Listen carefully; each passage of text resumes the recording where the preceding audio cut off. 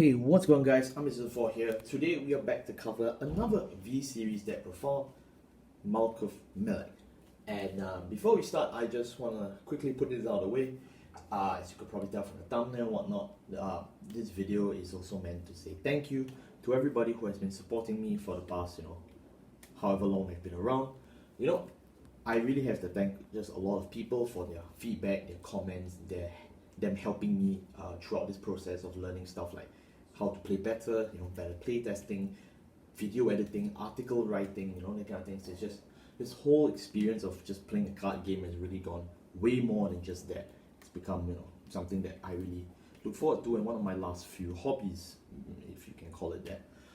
Really, I've a lot of people to thank, my folks, as well as my friends, my different playtester groups, the Borrowers at Axis, or just people that talk to me, my shopkeepers and whatnot. So it's just thank you all, and of course all of you here. Thank you all so much for your support.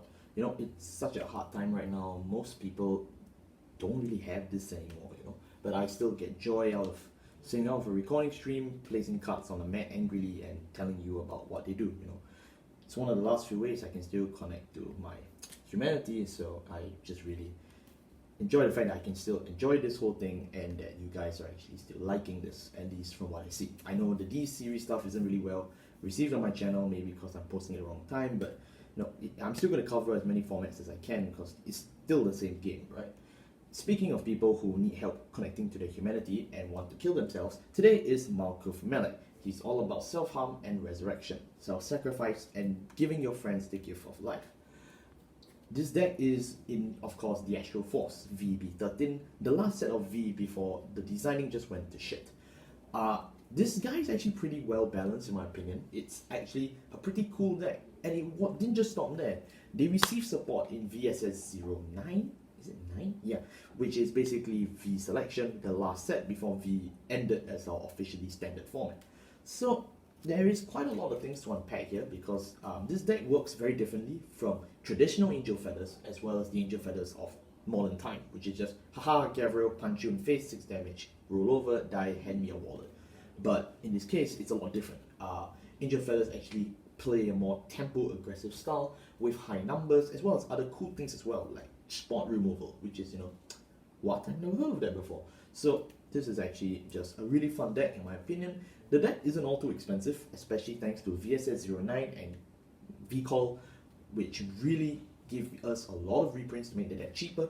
I would say the most expensive card in this deck is Malkuth himself, which is, it says a lot, honestly, that it's just him that's most expensive. So beyond that, let's actually get things started. We start off with, of course, for Malkuth-Melekh, the base form, and of course, for his evolution, Shin Malkuth-Melekh. We'll start off with this guy, Malkuth-Melekh. He has 2 skills actually. His first skill is, when placed on a Vanguard Circle, you counterblast 2, and then you get a skill. If your opponent is at grade 2 or lower, you deal him a damage. Or, if he's at grade 3 or higher, you heal a damage point. So instantly on right, he already comes with an impact, There is either a dealing of damage or you heal 1. And some of you saying, oh, who cares? It's just 1 damage point. What's the big deal? The big deal is that Malkuth is adaptable enough to work according to your situation in a way that I don't think most cards actually do.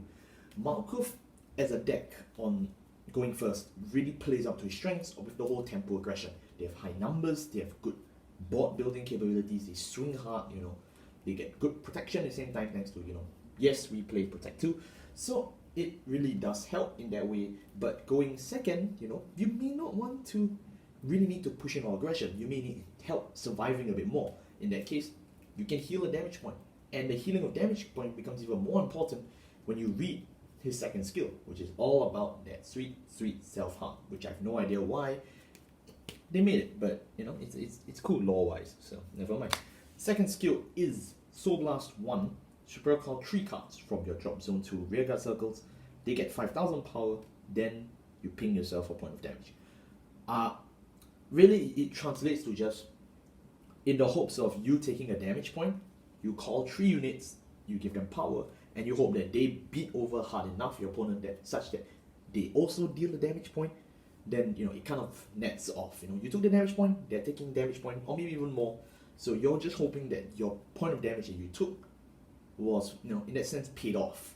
So it's really, Malkuth is really quite about tit for tat kind of advantages, plussing and minusing. Well, in that aspect, the 5k just helps in terms of magic numbers, but it's not that great, and the self damage, it does hurt. There is not much way to heal besides the CB2. It's just, if your opponent just guards all of the attacks, then what, you just took a damage point for nothing. It does really help, and that just also means that, is the whole deck just built around the self-harm? What happens if you self-harm and nothing happens, you don't win, then what, you just die? That was traditionally the answer for Malkuth-Melekh. That was generally how the deck has fizzled out throughout the rest of V, where everything else just came out and he just power cracked him completely. Until we got Shin Malkuth-Melekh. Shin Malkuth-Melekh, as you can tell from the cool fires and stuff, is the evolution of Malkuth-Melekh. It comes forth as Malkuth is dealing himself damage, he's going through that self-harm, and then boom, he changes, he heals himself, and he evolves towards greater heights. Shin Malkuth-Melekh has 3 skills, one of which is the most important. When this card is flipped over for a damage trigger check, if your Vanguard is Malkuth-Melekh, you discard a card from your hand and write this guy from the damage zone. So basically, you just cheated death. You want to deal some damage? No, superior crossride. And this is not just on your turn. This is not just through Malkuth's self-harm. If Malkuth is to take damage while you flip this guy as a damage check, you can superior ride on your opponent's turn. It is anytime he takes damage, this guy as a damage point, he can superior cross ride, which is pretty insane, That's like, wow, it's not bad. Most of the time, 9 out of 10 times, you are getting him through the self-harm skill, but if not, that one time where you get it through natural damage checking is pretty cool. I'm really quite a fan of it, but it rarely happens, okay? So don't expect it to happen often, it's just something that can happen. But then of course you'll be wondering, okay, so I've lost my ability to resurrect every turn, I've lost my ability to, hurt myself, I'm not this guy. What does he do? Well, he has 2 more skills to make himself worthwhile. During your turn, if you have 2 or more protects available on your board, your front row units gain 10,000 power. Wow, that's pretty good. 10,000 power for free to your front row units, including Shin Malkuth himself as well. That's cool. And you'll be wondering, 2 protects? Where am I going to get 2 protects? Isn't it turn 4? Malkuth has a protect. Shin Malkuth has a protect. It means that you can pull off this 10k point boost as early as your turn 3, which is quite insane for tempo numbers, if you know what I mean. Yeah, this is not as great as, Overdress, where, a Persona Ride is, so big, my shield's out 5k, so tiny. Well, but I still think 10k for a front row, in any format you play with, is still a pretty worthwhile effect. His second skill gives you a little defensive edge, which is that your own rearguards that have a protect marker assigned with it cannot be retired by any effects, which means they just can't be spot removed by your opponent, which is pretty good. Protect 2's biggest weakness is always that it's tied to the unit. So if the unit dies, boom, you've just wasted your imaginary gift. Shin Malkuth just slaps them straight in the face and says, oh no, you want to snipe them? No, you can't do that, which is really good. It really helps make Protect 2 viable. In fact, this is one of the few decks where Protect 2 is actually not a meme option, and that's fun. But then you may have remembered what I just said. Your rearguards cannot be retired by all effects. Why? Why does it matter? I'll show you in just a bit.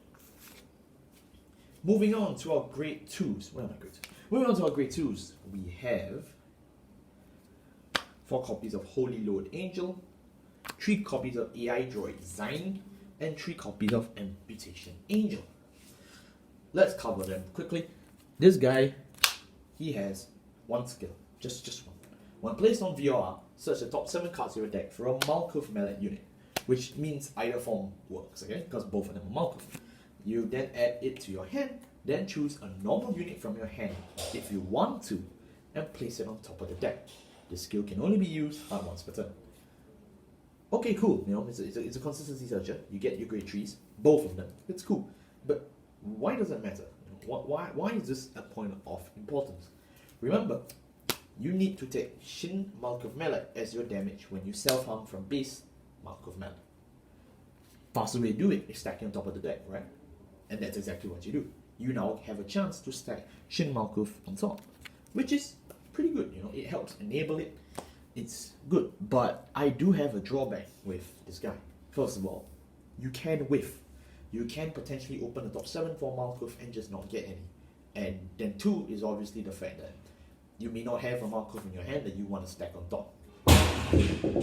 Which it sucks even more, right? Because of the fact that you just completely just whipped the old skill. He's now just a 9k vanilla.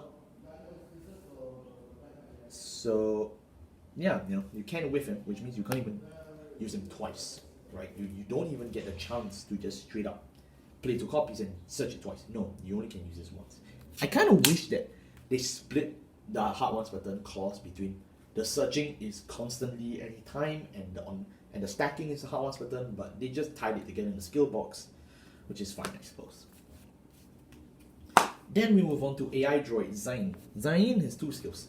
VOR, when a unit is placed into someone's damage zone, he gets 10k until the end of turn. It's a VOR skill. That's not bad, you know. It's potentially a 19k on turn 2, and it's a 19k beater anywhere else. Pretty good, you know. What else can it do? Well, when he attacks, you can choose one of your opponent's rear guards and move it into the damage zone. Then your opponent heals 1. And then at the end of the battle, Zain retreats himself, kills himself. Which is exactly why you needed Shin Malkuth-Melekh. Shin Malkuth just stops Zain from killing himself. Just like, no more self-harm, you know, I'm here, stop it. So, yeah, that's pretty good, you know, helps you from minusing. In the past, Zain was just beat stick, spot remove 1, he removes himself, it's a tit for tat trick. But now, you get to keep Zain, your opponent loses 1. It's pretty good, in my opinion. It just really just completely just stops any form of negative effects for Malkuth. You know, if Malkuth wants to self-harm, no. If your boys want to die, no.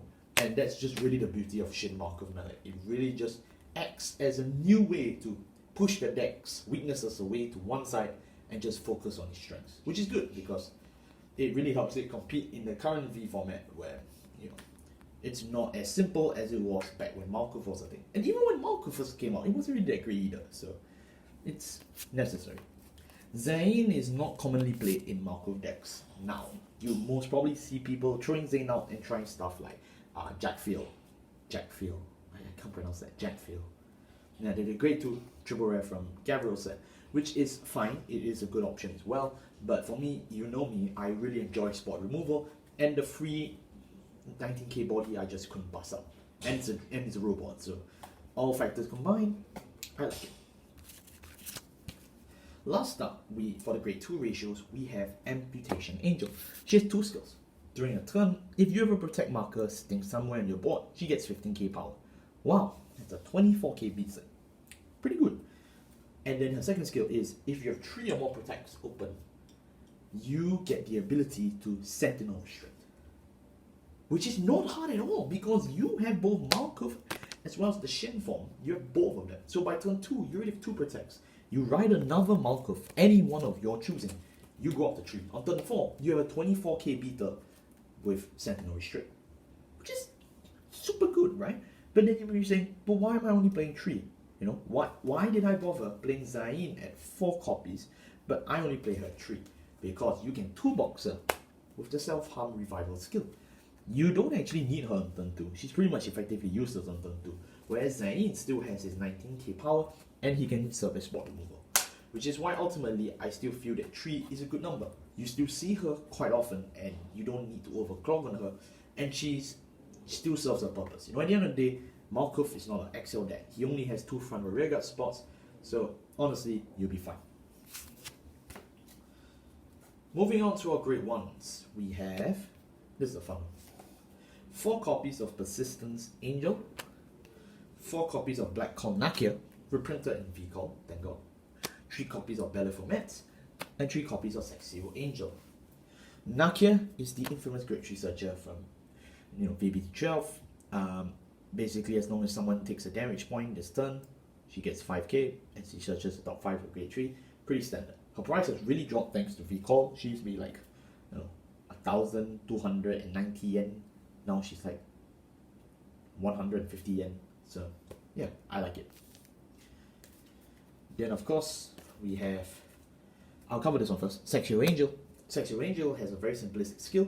During your turn, if you have a protect marker in the same column as this unit, she gains the ability to not be targeted by skills, which is basically resist, and your opponent's skills. Resist, and then also she gets intercept, and she can intercept from the back row.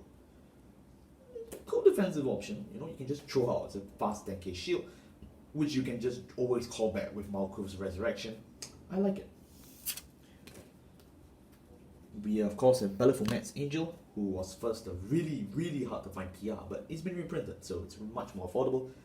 Move this unit into your soul, choose a card from your hand, place it into your damage zone, take a card from your damage zone, move it back to your hand, hard once per turn. It's like Greed Shape, but not. But yeah, it's just toolboxing your hand with your drop zone, with your damage zone, I mean, and you get to swap. Yep, you technically go -1 because she moves into the soul, but if you think about it, you're also using your soul for stuff like Malkuth, so you technically didn't really lose much. And if you want to talk about soul, we have our main soul eater next, which is Persistence Angel. Persistence Angel is a hard enabler of the Malkuth deck. It's just really that good, but it's also really that bad, because that's all it does, enable Malkuth. Soul Blast 1, draw a card, discard a card, then choose a Malkuth from your drop, place it on top of your deck. Activate the skill once per turn. So you can spam multiple copies of this, unlike unlike Holy Load, who is hard once per turn. You can spam this guy. He is an X skill, which means that as long as he sits on the board, you're going to get that stacking. And he's the most consistent way to stack, which is why he's really needed in this deck, unless you are interested in actually taking damage and not cheating death with, Shin Malkuth.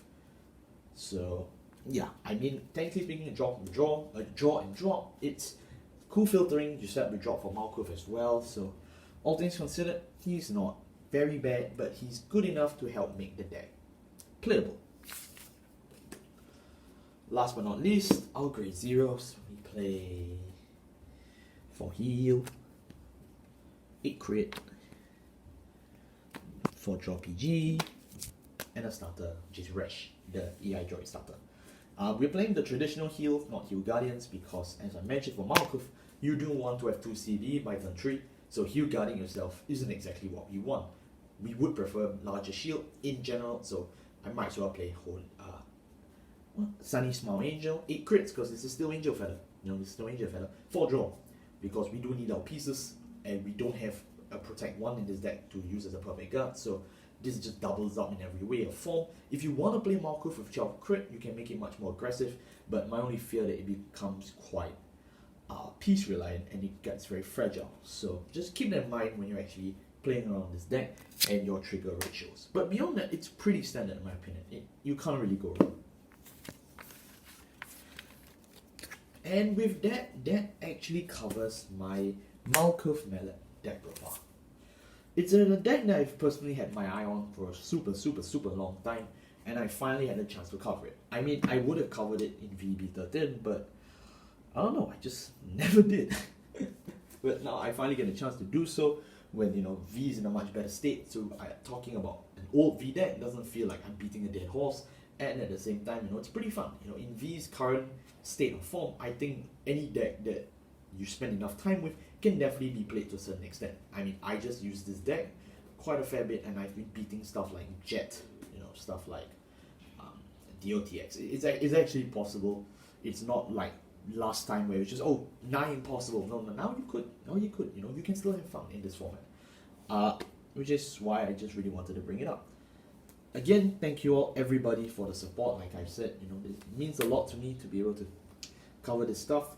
I do intend to cover like 1 to 2 more V deck profiles. It doesn't have to be from VCall, just in general V, before I actually move on to DBTO4 and then go back to VCall set 3 and 4. But that's pretty much it. If there's a deck you actually like to see, leave it in the comment section below, and if I can get my hands on it and if I can get my time to test it, I will be covering it on the channel. Thank you all so much for watching. I'll see you all next time. Stay safe. Goodbye.